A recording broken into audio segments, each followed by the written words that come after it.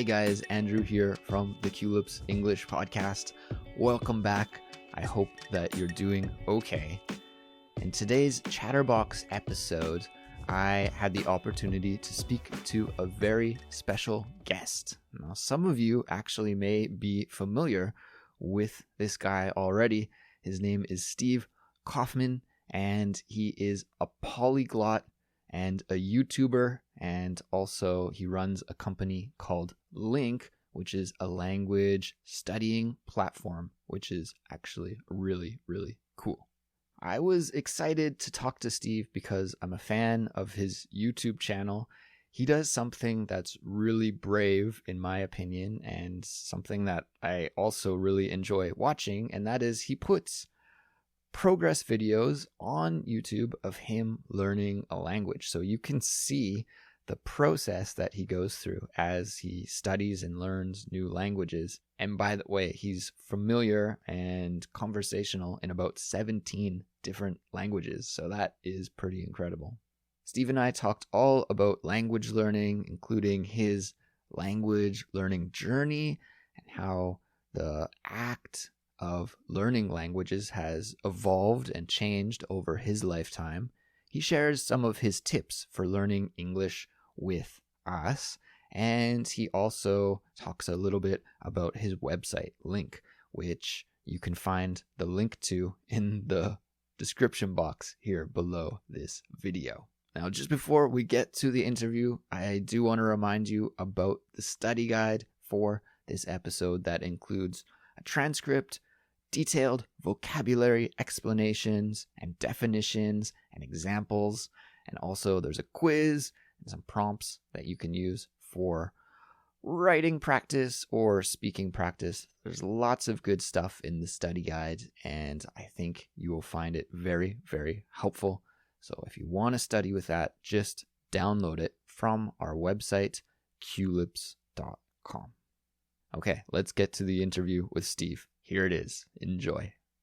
Hello, Steve. Welcome to the Culips English podcast. It's great to have you on today.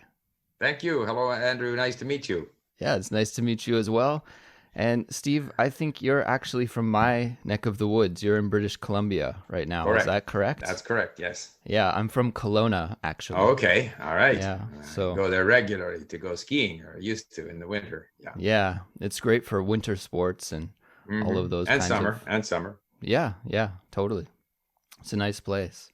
Mm-hmm. So, Steve, yeah, I'm very excited to meet you because I am a fan of your YouTube channel. And thank you. Yeah, I've been watching for a while now. You've been active on YouTube for several years, I suppose. How long has it been? You know, time flies, but I think at least 10 years maybe. Wow. So yeah, kind of from the start of YouTube almost. I don't know if it was the start of YouTube, and I don't really know why I started, but I started and I've kept it up. So I put out a lot of videos. Yeah, that's awesome. And so your YouTube channel content is focused around language learning. Correct. And you are a prolific language learner. How many languages have you studied in your lifetime? Well, right now, if I add Serbo-Croatian, because I'm going to visit Croatia, that would be 22. 22. So I'm taking a few weeks off because I've otherwise set myself the goal of learning Arabic, Persian, and Turkish. Okay. So I go 3 months on one, 3 months on the next, and so forth in rotation.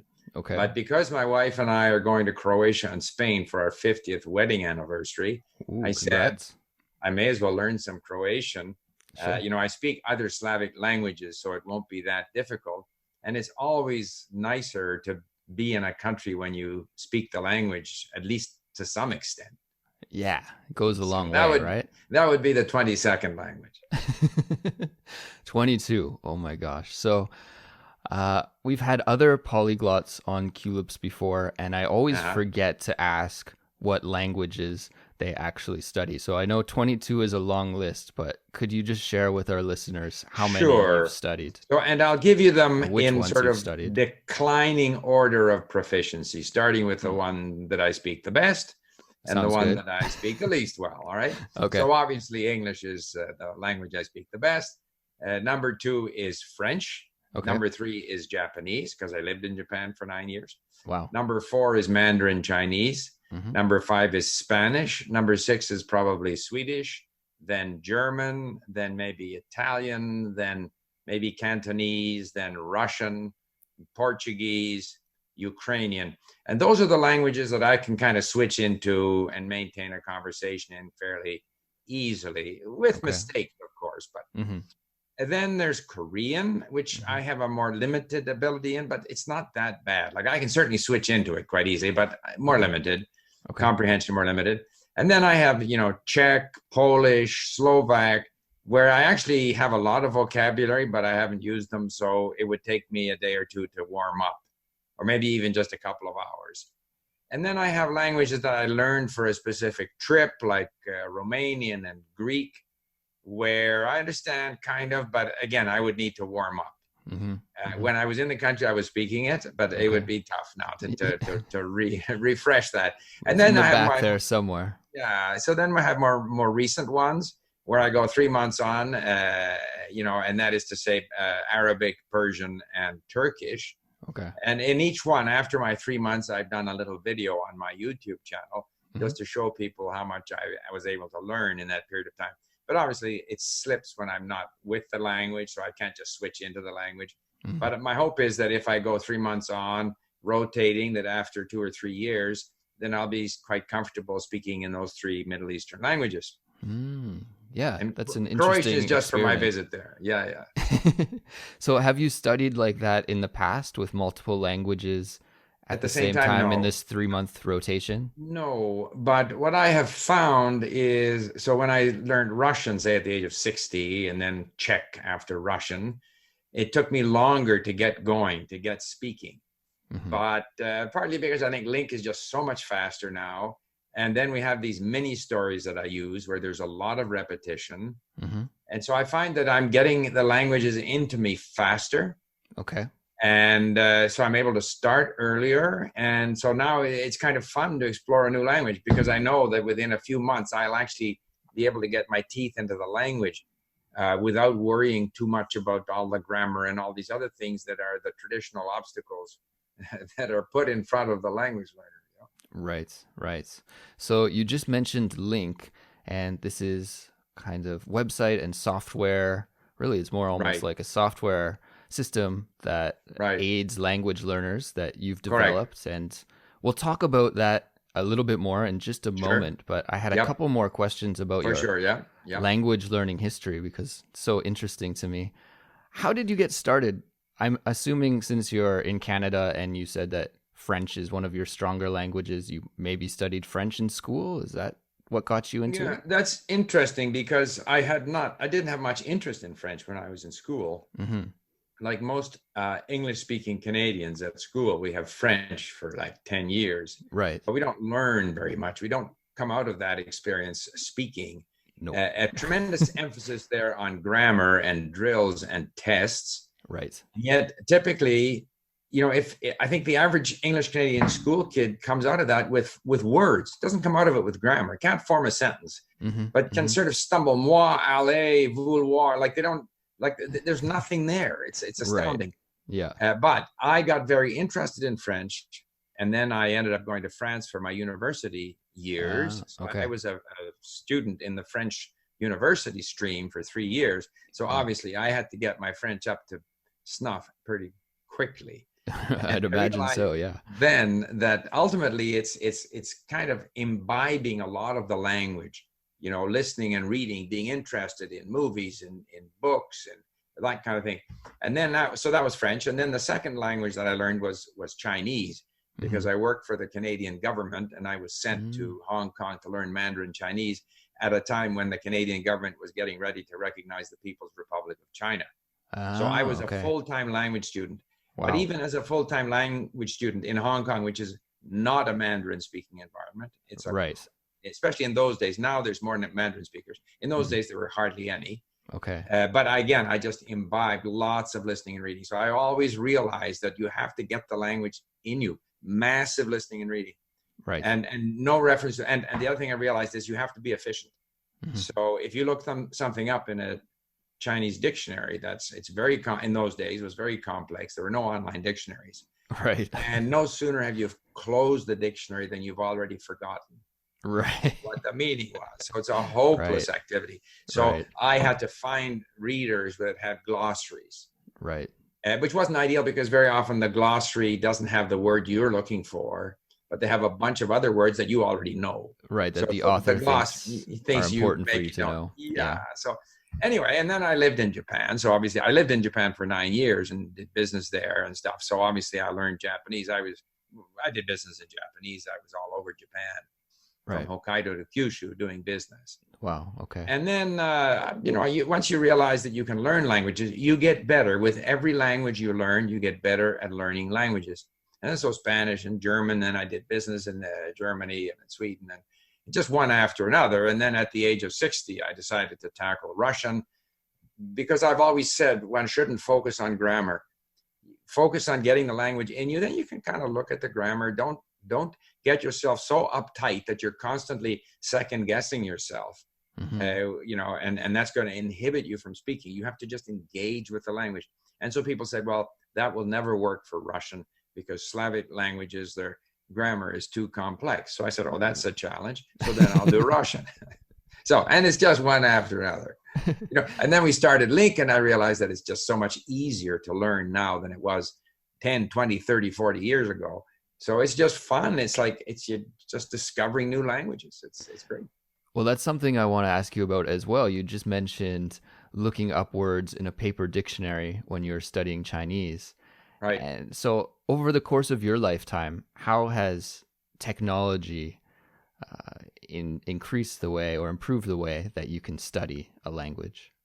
Well, okay, the online dictionary is huge. But let's start with MP3 technology, because when I studied Chinese, I had an open reel tape recorder. It didn't go anywhere. It was parked on my desk. Right? Yeah. And then along the way, we got the cassettes, and they would constantly, the spaghetti, they would all get, Yes, I remember.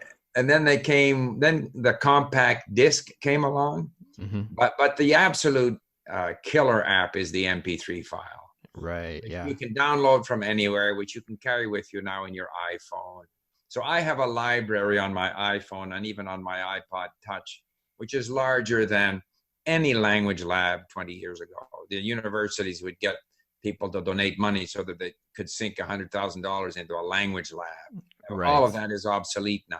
Yeah. My iPhone is better in 15 languages, is more powerful than any language lab. Right? Yeah. So the MP3 came along, then the online dictionary, and then the availability of so much content on the internet. I can import into LingQ, for example, articles from any newspaper. If I look up Turkish newspapers, Serbian newspapers, I get it. I bring it into LingQ, and I can look up the words and phrases. And what's more, and I should add Google Translate, which sometimes gets criticized for not being so good. Actually, it's getting better and better, and it's really very good. And it's very good for capturing the phrase, because very often you look up an individual word and you still don't understand the sentence. Mm-hmm. So you apply Google Translate. So that's come along.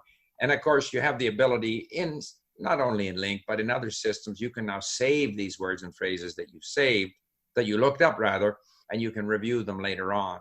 So otherwise, historically people would make lists and they never looked at the list again because the list was dead, So that's come along. And now more recently, Netflix, again, we have a browser extension on LingQ that I can just click on it. And if I'm watching a YouTube, at least a Netflix series in Turkish, that comes into LingQ as lessons. So, that's really cool. You can access so much content, songs on YouTube, whatever you want. It used to be the teacher, here's the book, the teacher would come in, here's the book, here's what you're going to learn. I determine what you're going to learn and how fast you're going to learn. But nowadays, you can learn as fast as you want. You can learn from things of interest to you, and there's all kinds of functionality that helps you. So it's just night and day. Night and day. Wow. So one more question here before we dive into LingQ a little bit. Yeah, whatever you want to talk about. I guess our listeners the demographic of our listeners is maybe 30-year-olds and older. So 30 and up, I would say, is the average demographic. That's my demographic. Yeah, me too. And so this is way past this period, the critical period that linguists talk about for learning languages. And you mentioned here that you started studying Russian at 60 years old. Right. And so I was wondering if you noticed any cognitive issues learning a language at an older age and what those may have been. Yes. I'm a better language learner now than I was at age 70. I'll be 74 next month. Okay. I'm a better language learner now than I was when I was 20. Wow. Okay. And so it's possible that there is some cognitive decline, but there are so many factors at play when it comes to language learning. Sure, motivation being huge. Yep. Your interest in the language, your confidence that you can learn. Now, I am far more confident today that I can learn than I was 50 years ago, or not 50, but 40 years ago. And then, of course, there's all these other programs like, if I've studied stuff at LingQ, say the mini stories, I've got them in my computer. I can go back to them and refresh so that there's all kinds of things that enable you to go back and quickly come back to where you were. So there's these assists. And I also think that, the more languages you learn, the better you get at it. It's like sport. If you work out and exercise and stay fit, you'll be better at, other sports. Now, some people are perhaps naturally more talented than others, but still you want to be as fit as you can be. And if you only have one language, so if we take the case of Japanese people who are listening, or whether it be English-speaking people in North America, there are certain disadvantages. First of all, if you are an English speaker in North America, you're basically saying, like, why do I even need to learn another language? Right. I'm just surrounded by people speaking English. A lot of people use that excuse. Well, yeah. And even if you live in Japan, I mean, there's 125 million Japanese people. Right. So, like, where's the necessity to learn these other languages, right? Sure. Now, it may be some people need it for work, but they maybe don't come into contact with that many English-speaking people.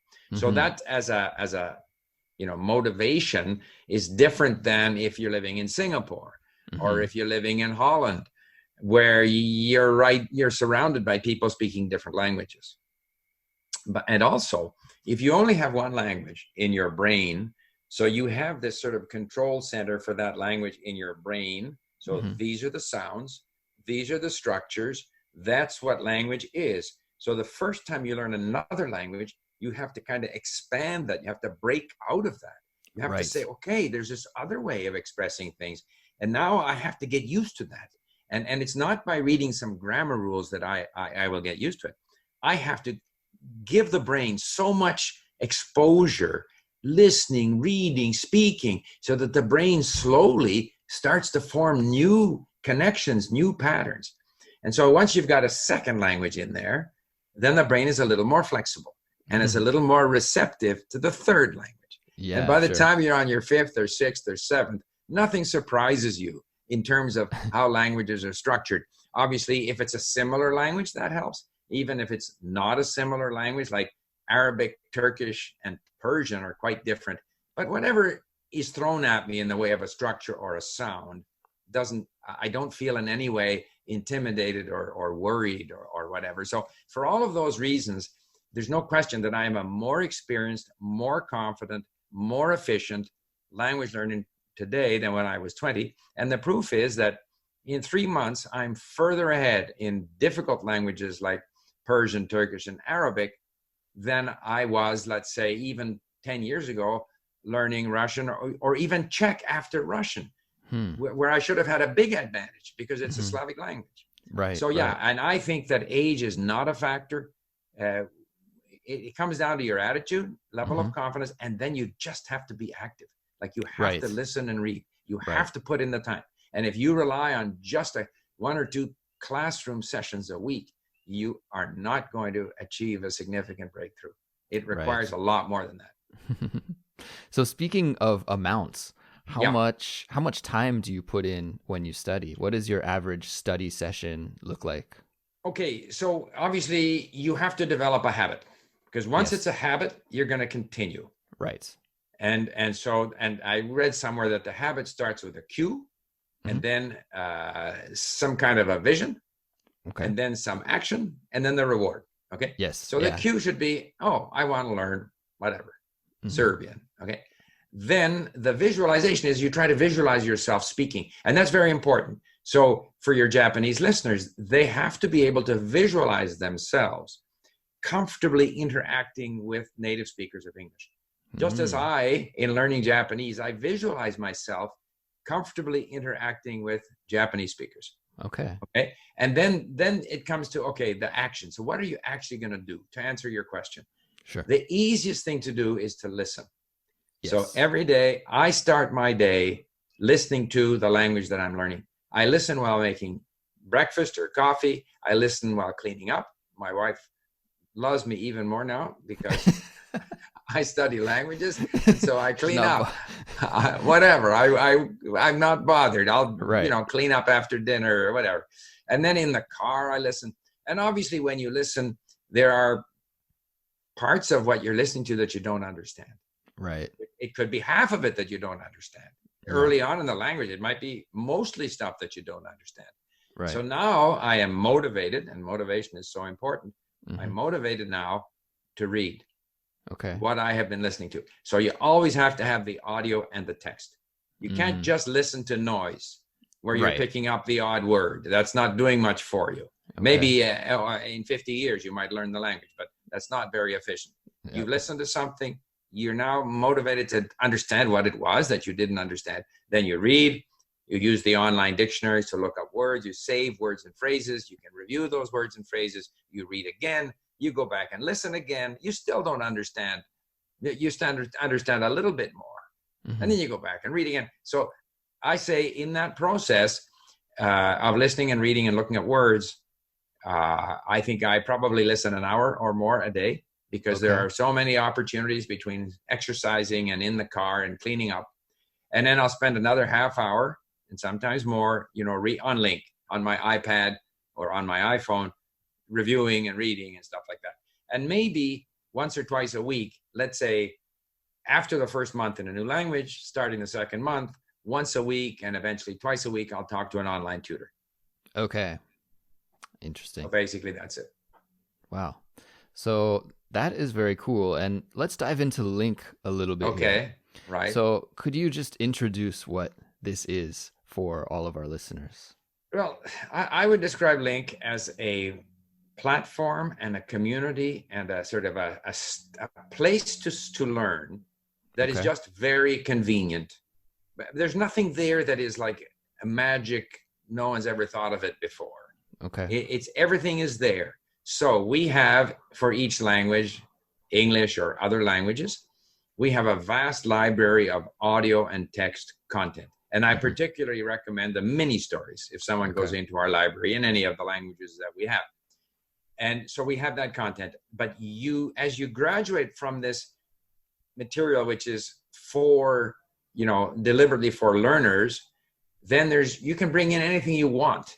You can bring in, as I say, Netflix dialogues, and I think, for example, your podcast, I don't know if you provide transcripts. We do. Yes. Yeah. So to me, the kind of conversation we're having now is ideal.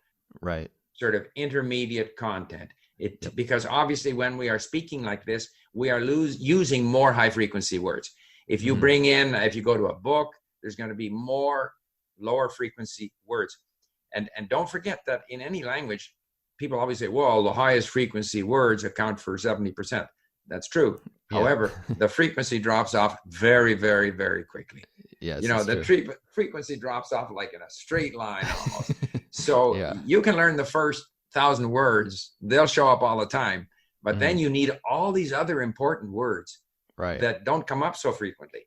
Right. And sort of a natural conversation is a very good place to sort of step you towards more demanding, academic or business or other kinds of more serious, call it, content. But the advantage with LingQ is that whatever is available on the internet, you can bring it in. So it's endless in terms of content. You're not limited to just the textbook. Everything comes in, And we have a lot of functionality around saving words and phrases. These are highlighted, they go to flashcards. Another thing we do is we maintain statistics, because people in the sort of intermediate level, which I think includes a lot of your listeners, yes, often have the impression they're not improving. Right. Because, I mean, it's feel true. like you've plateaued.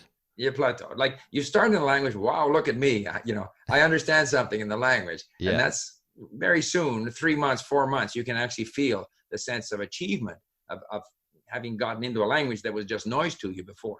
But then you have that long, long road where you don't feel you're improving. And that's why it's so important at LingQ that we maintain these statistics, so you can track how active you are. How much did you listen? Because that's important. And how many words have you read? And we track all of that.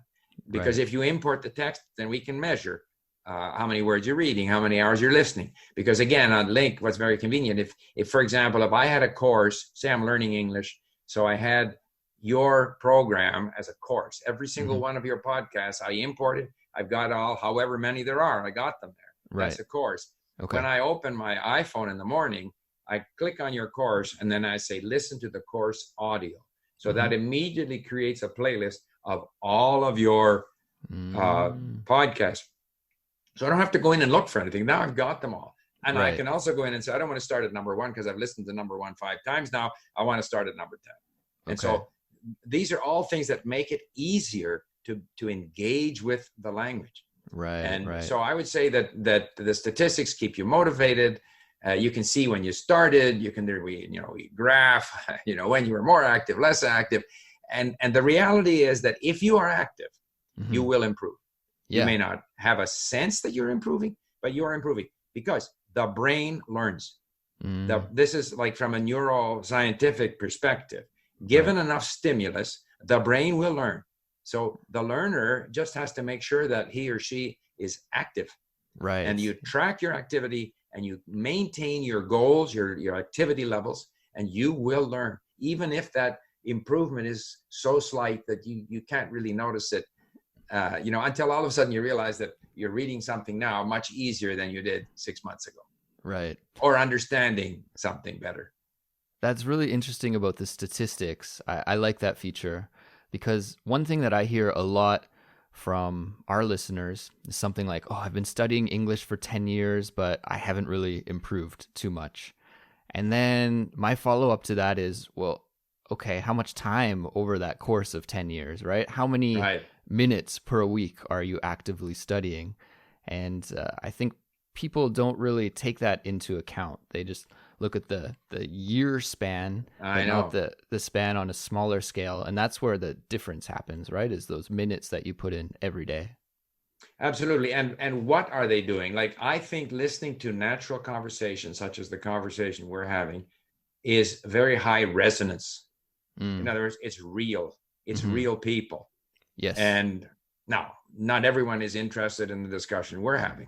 Right. Okay. But you got to listen to something that is natural. Two people having a conversation is very high resonance. And,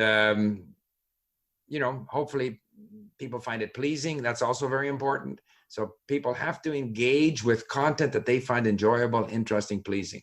And another thing too is, I often hear people say, well, I read well, but, I can read, but I can't speak. So then I say, well, when was the last time you read a novel in English? Right. So a lot of people, they can read the newspaper, they can read an article in the newspaper, but I always found that at some point I had to actually go and crack a novel, like read something that's very difficult. Here again, if you get an ebook, at LingQ you can import the ebook and all the words you can, look them up and learn them and stuff. But you should get, and eventually then get independent of the computer and read away from the computer. But I can't, like, say in Russian, like I don't have my statistics in front of me, but I'm sure I have read 3 million words in Russian. Wow. Yeah. Okay. I've only been at Croatian for 7 days, but I think I've read 20,000 words. No, we track the number of words. You have to get up to the millions of words. Yeah. How does that work then when you're reading it on LingQ? You just mark each word as known or unknown? Yeah, a text comes up, you're whatever you're reading. Let's say someone's reading a transcript of our conversation. And it'll any word there that you have not come across before on LingQ will be highlighted in blue. So, and so far as LingQ is concerned, you don't know any of those words because you haven't seen them before on LingQ. So let's say that it's a 30-minute text, which would be obviously an intermediate level. If you're at a beginner level, it's going to be a 30-second text. Right? Yeah, 30 minutes is too long. Yeah, so 30 seconds, but 15 minutes, whatever it might be, you've got, 1,000 words there or whatever it might be. And so they're all blue initially if it's your first time doing them. Okay. And you read through it, and those words that you don't know, you look them up. So let's say that out of those words, let's say you looked up 20% of the words. So first of all, the system says those other 80%, you know those words because you didn't look them up. So that starts keeping track of how many words you know. We assume that if you didn't look it up, you know it. Now, if for whatever reason you no longer feel so confident about the word and you later on save it again, that's fine too. The statistics adjust. Okay. Also, if there's 1,000 words there, that's 1,000 words read. All right. Okay. And then the blue words that you've looked up, they are now in yellow. And there's 4 different shades of yellow as they go from being, you just met the word to now you're confident about the word. And eventually you learn the word. And when you learn the word, then it's no longer yellow, it's now white. And the whole objective is to get to so that your page has fewer and fewer blue words, fewer and fewer yellow words, and more white words. And there is this perception as you get better and better that in fact, and so, I'll bring something in whatever, say Turkish, and it used to be 50%. One interesting thing, if I bring a newspaper article in Turkish, it's 40% new words, typically. Okay. Whereas the dialogue from Netflix, some serial soap opera Netflix, is only 15 to 20%. And I think ours also would have fewer new words because it is a little easier. Yeah. So and that's how the system keeps track. And your listening is tracked simply every time you listen. It's easy to track because you're either listening online or offline on your playlist, and so the system tracks. And it tracks how many times you listen to each individual story. So again, when I start in a new language, I'll listen 20, 30, 40 times to the same story. Not all at once. Like I'll go lesson 1, 2, 3, 4, 5, back to 1, 2, 3, 4, 5, but end up listening to it 20, 30 times. Yeah, that repetition is so key. So key. Yeah. Wow. I want to try studying with LingQ now. I think you've convinced me that I need to give it a try. I study Korean since I live in Korea here. Oh yeah. And I'm at that stage in my Korean where I'm getting into novels. Okay. And it's just these low frequency words that are causing me a lot of problems. I look them up in the dictionary and there'll be like 1 or 2 examples of it being used, some example sentences. And so low frequency, I never hear it in conversation, but they're there in novels. And you need them. Yeah, you do need them. You need them. Yeah. So LingQ might be perfect for me, I think. Give it a try. Bring it, import if you can find the ebook. I don't mind paying for an ebook. Some people want everything free. Yeah. I'm happy to pay for an ebook. If I bring an ebook in, it's going to keep me busy for a month. Yeah. And especially if I can find the audiobook that matches the ebook. That's perfect. That's what perfect. You need. Yeah. Well, Steve, where can our listeners find you on the internet? Okay, well, obviously, LingQ is lingq.com, lingq.com. I have a YouTube channel under the name Lingo Steve. Lingo Steve, okay. Yeah, Lingo Steve, all one word. And I have a blog, The Linguist on Language. And if you Google that, you'll find it. Okay. Very good. Well, Steve, thank you for dropping all of this information on us today. Delighted. It was really great to talk to you. To talk about it. Thank you very much. Yeah, and have a great day. Okay, bye-bye. Thanks. Bye. All right, guys. Well, that concludes my interview with Steve. Steve, thank you again for coming on to the Culips English podcast. It was great to chat with you. And everyone, the links for Steve's website, it's just placed here below in the video description. So don't forget to check out his websites. They are very cool. And finally, the study guide for this episode is available on culips.com if you're interested in studying along with that. All right, that is it for me today. We'll be back soon with another brand new Culips episode, and I will talk to you then. Goodbye.